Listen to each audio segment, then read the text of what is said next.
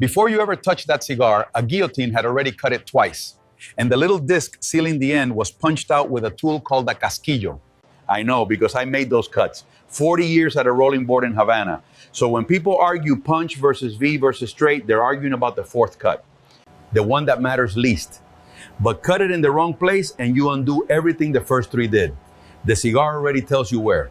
Let me show you. Number one, your cigar was cut twice before you bought it. Picture the table I sat at. A flat wooden board, worn smooth in the middle, where 40 years of hands went back and forth. On that board, there's a chaveta, which is a half-moon steel blade with no handle, the tool a roller uses to trim leaf. There's a small cylinder called a casquillo. There's a pot of vegetable gum. There's a template for checking size. And sitting right at the edge of the board, there's a guillotine. A guillotine sitting right there on the table in the Havana factory where the cigar is being built. Here's how a Habano gets put together, and Habanos publishes the whole sequence themselves, so this isn't me guessing. The filler leaves get folded and stacked, the strong ones in the middle, the milder ones pointing toward the foot. The binder wraps around them. Rolling starts at the foot, never at the head, because the foot is the end you light and the head is the end that has to be closed. When that bunch is finished, the roller takes the head of it and cuts it square with the guillotine. That's cut number one, and it happens before the cigar even has a wrapper on it. Then the bunch goes into a wooden mold and sits pressed for more than 30 minutes, taking its shape. The wrapper goes on last, laid vein side up, trimmed with the chaveta, wound from the foot toward the head with the roller controlling the tension the whole way. And at the very end, once the cap's on and the gum's dry, the cigar goes back to the guillotine and gets cut to its final length. Cut number two. So think about what that means. The first cut a Habano ever receives is a straight cut, made in the factory with a guillotine. So is the last one before it goes anywhere near a box. Both of them from the same tool that half the internet will tell you is the beginner's option.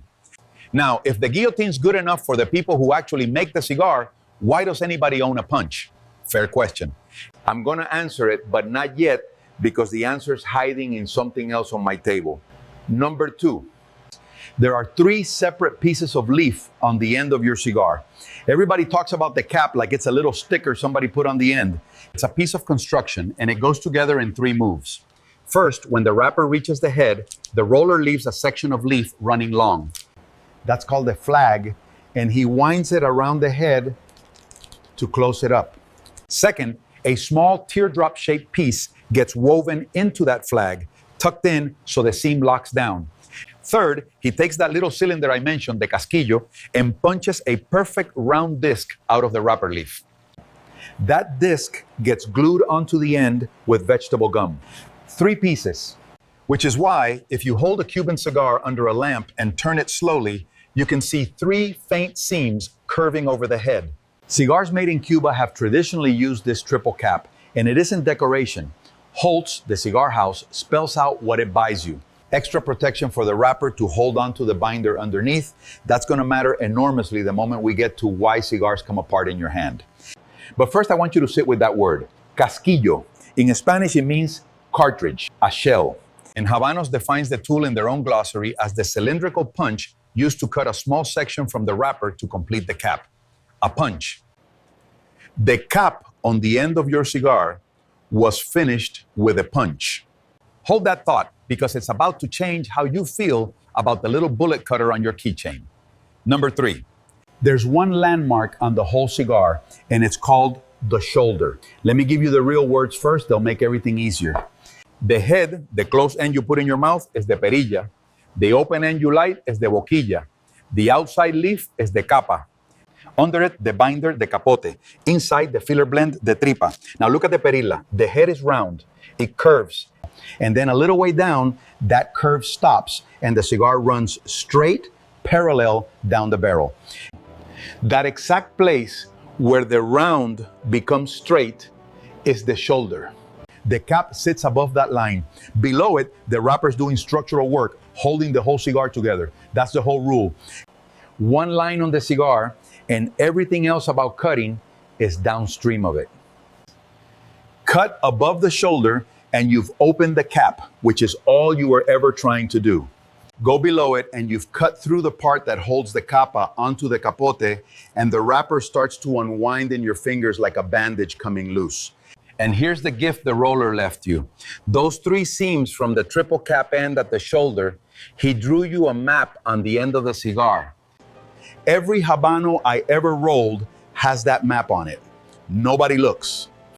So when La Aurora tells you to find the shoulder line and slice off the cap just above it, and warns you not to cut too deep or the wrapper may unravel, that isn't vague advice. There's a visible line on your cigar. Find it. Number 4. When a cigar cracks, it's almost never the cutter's fault. I watch men blame the blade. The blade's innocent. Nearly every time I've seen a wrapper split, the cigar was simply too dry, and a dry leaf shatters under the edge instead of parting. The capa is a leaf, a real once living tobacco leaf that's been fermented and aged, and it needs moisture in it to stay flexible. Let it dry out and it goes like the leaves in your yard in October. You can't cut those cleanly either. So before the cutter comes anywhere near it, press the cigar gently between your thumb and finger, somewhere in the middle of the body. You want it to give a little and spring back. A cigar that feels like a pencil has dried out on you. One that holds a dent has too much water in it and it'll smoke like a swamp. And here's one thing I do that some men will argue with. Before I cut, I put the head between my lips for a second and turn it. Just enough to bring a little moisture to the leaf. A damp leaf takes a blade better than a dry one does. Do this only with your own cutter, obviously. Don't go putting your spit on another man's tool. Nobody wants that. Number 5, what a dull blade actually does to a cigar. Think about what that blade has to do. It has to pass all the way through a rolled tube of leaf without compressing it. A sharp edge parts the fibers and keeps going. When the edge is dull, it pushes instead, and it keeps pushing until the leaf gives up, and by then the wrapper's already split. This is why plenty of people who take this seriously won't use anything but a double blade guillotine, and once you see how it works, you'll understand why. 2 blades come in from opposite sides at the same time and hold the cigar between them while they cut, so it's got nowhere to run. On a single blade, the cigar gets shoved away from the edge against the frame, and the cut usually comes out rougher. And those little single blade plastic cutters they throw in the bag for free at the shop, I've seen them mangle more cigars than any beginner ever has. Throw them away. The cheap double blade plastic ones are fine, honestly. They cut clean enough, they cost nothing, and if you lose one in a taxi, you don't care. That's the correct cutter to keep in your car. How do you know when a blade's gone? You'll feel it before you see it. A sharp cutter takes almost no pressure, the head comes off in one quiet motion, and the cut face looks like a clean circle of packed leaf. A dull one makes you squeeze and you'll catch yourself bearing down with your thumb. That squeeze is the moment the wrapper's getting crushed. And nobody sharpens these things. A stainless steel guillotine that's opened a few hundred cigars is finished, and replacing it costs less than the box of cigars it's about to ruin. Look at your blades in the light before you leave the house. Takes 5 seconds. Number 6. The straight cut, and why it's the tool the factory chose. The straight cut takes the top of the cap off entirely and gives you the full diameter of the cigar as an opening. Maximum smoke coming out, very little buildup collecting around the edge, is the most air of any cut, and is the most forgiving of a tight roll. And it fits everything. Parejos, box press, lanceros, torpedos, robustos, the size of your wrist. There isn't a single vitola made anywhere on earth that a straight cut can't open, which is exactly why my old table had a guillotine on it and no V-cutter. Doing it properly takes about a second.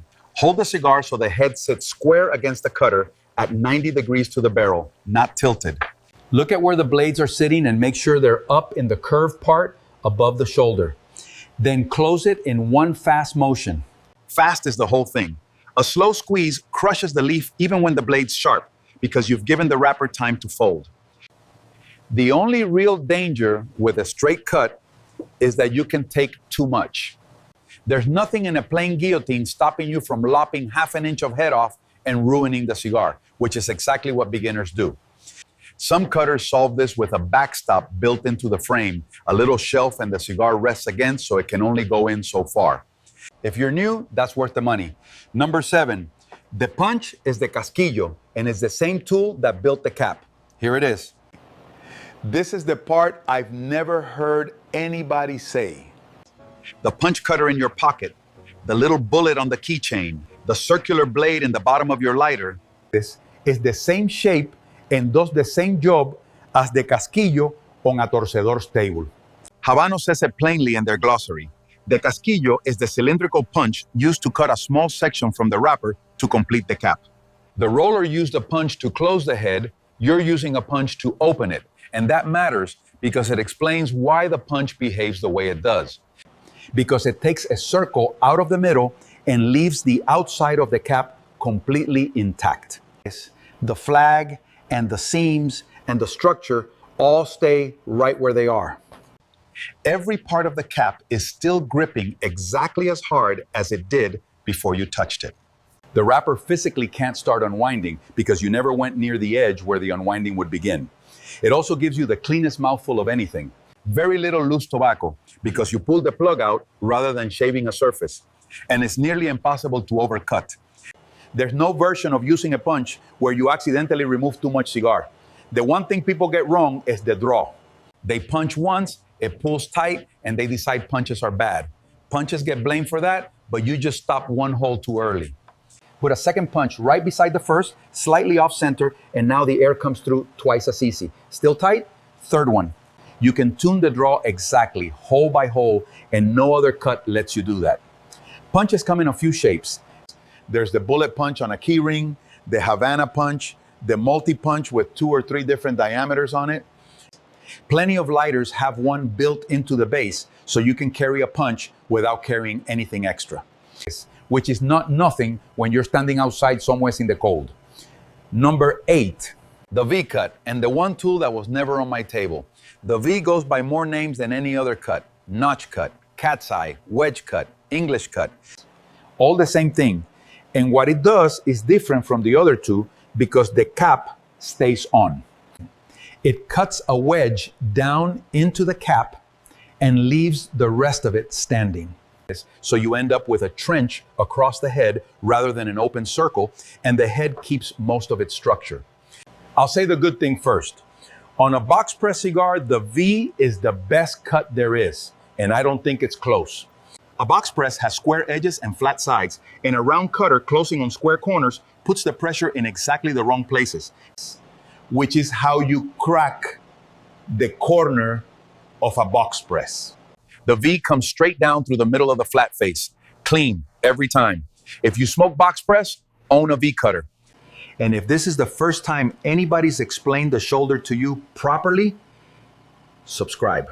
I go through one piece of this craft every week, the way it was taught to me at the bench in Havana, not the way it gets repeated online.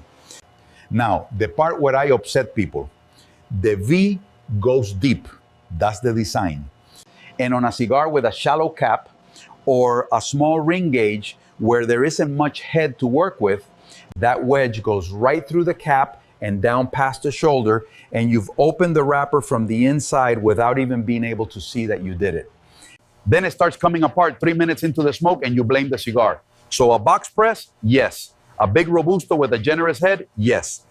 A small ring gauge with a thin cap, a Lancero, absolutely not. Use a guillotine on that one. And here's where I'll get letters. I can only tell you what was on the table, and a V-shaped blade was never on it. The tools are the chaveta, the casquillo, and the guillotine. Cuba built its whole craft around trimming leaf, punching a disc, and cutting straight. None of that should stop you buying one. It's a good cutter. It's a good cutter, and I own one myself. But when somebody tells you the V is the traditional Cuban way, I can only tell you that nobody ever taught it to me at that bench. Number 9, the figurado, where the rules change because there's no shoulder. A torpedo, a pyramid, a belicoso. These are figurados, tapered shapes where the head comes to a point instead of a dome. And on a taper, that landmark I've been going on about doesn't exist.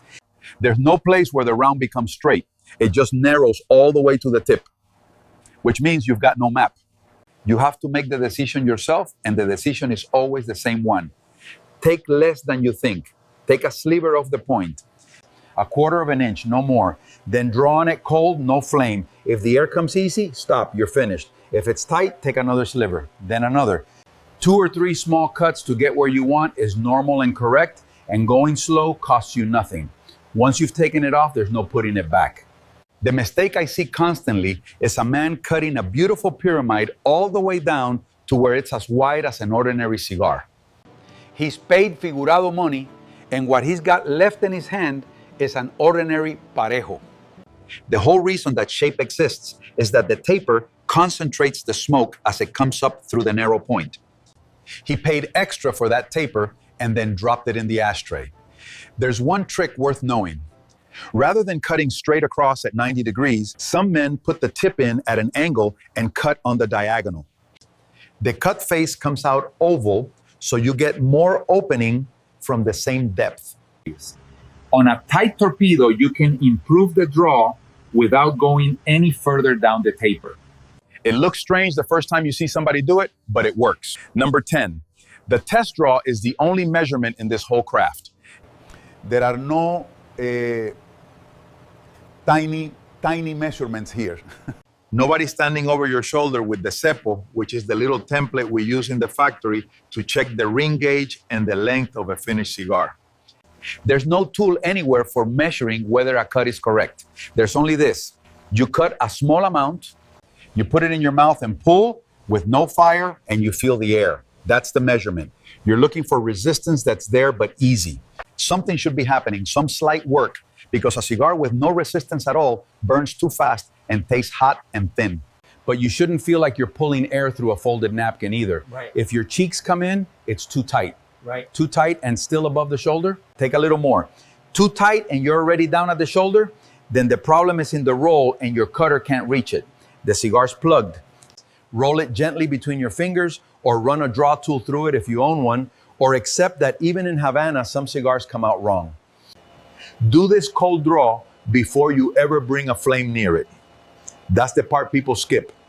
Once the foot's lit, you've committed, and if the draw's wrong, you're now trying to repair a burning cigar, which is an unhappy way to spend an evening. 30 seconds of testing with an unlit cigar saves you the whole hour. Number 11, the ring gauge has already picked your tool.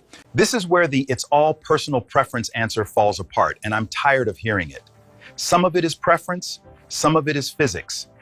A small ring gauge cigar, a lancero or a panetela, is maybe as thick as your finger. There isn't enough face on the head to place a punch without the punch's edge running off the side of the cap.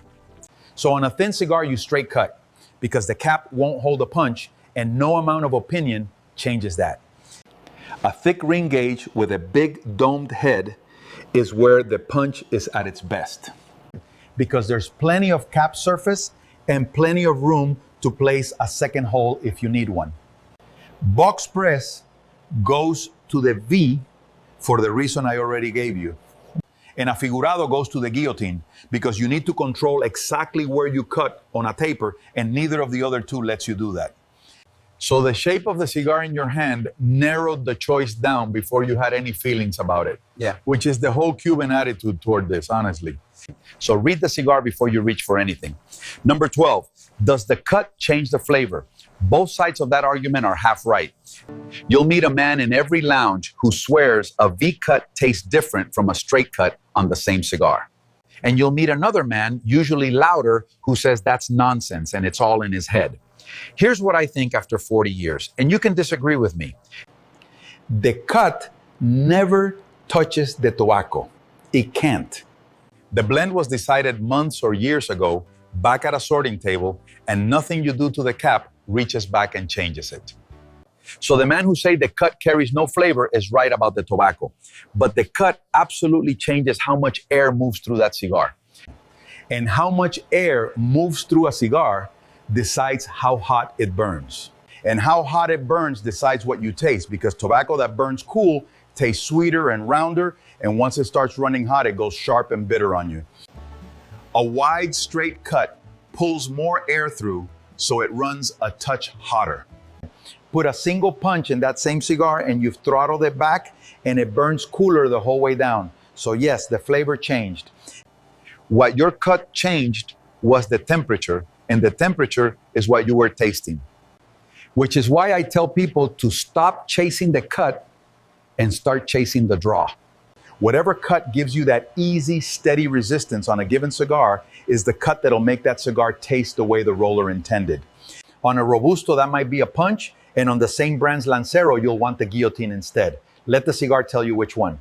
Number 13, the things people will scold you about that don't actually matter. Somebody bit the end off with his teeth in a parking lot and the cigar smoked fine.